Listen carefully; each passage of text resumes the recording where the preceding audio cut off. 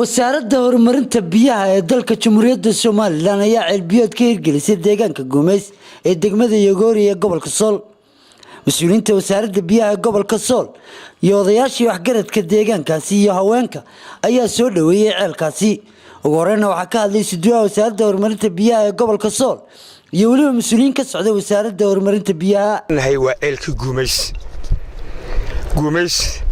oo la oran jiray markii hore biyo ma leh. markii laga galay baaris badan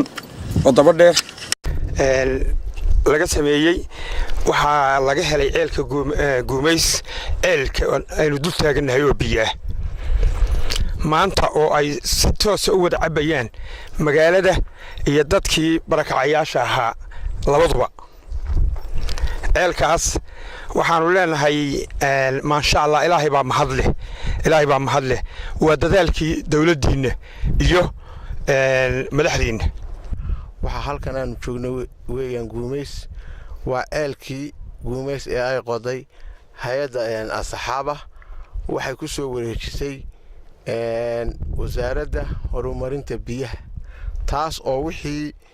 agab ah ee dambe gacanta ku hayn doonta sida dayactirka ceelka wixii ka xumaada iyo wixii maamul ah wasiirku markuu eegay ceelka kan baahidiisa iyo dadka barakacayaasha ah dad fara badan oo dhowr kun gaaro culayskiisa uu arkay biyaha lagu wareejiyay ceelka kan si uu u noqdo ceel saf garaysan oo material maankiisa wuxuu u baahan yahay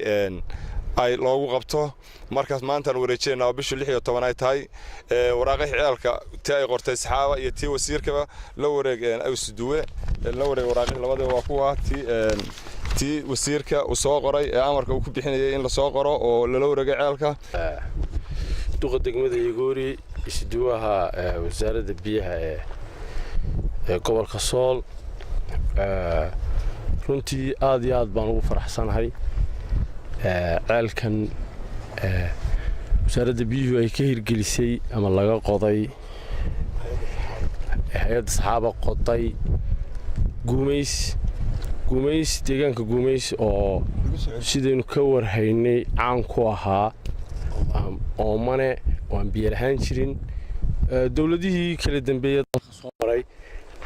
aanay suuroobin in loo helo biyo in lagu guuleystay wasaaradda biyaha ay ku guuleysatay iyada oo ceelka fulisay hay'adda saxaaba waanu mahadnaqayno farxad weyn bay deegaanka iyo dadkaba u tahay waad ogtihiin oo biyuhu waa nolosha asaasiga ee daruuriga laga maarmaanka qaar ka mid ah dadka deegaanka Gumeys ee degmada Yogoori ee gobolka Sool ayaa ceelkaasi soo dhaweeyay iyagoo sheegay in baahi ballaaran u qabeen inay helaan biyo ku filan biyaha markayna haysanin way oomanaayeen bay oomanaayeen hadeerna biyuhu waa sida durdurka u socdaan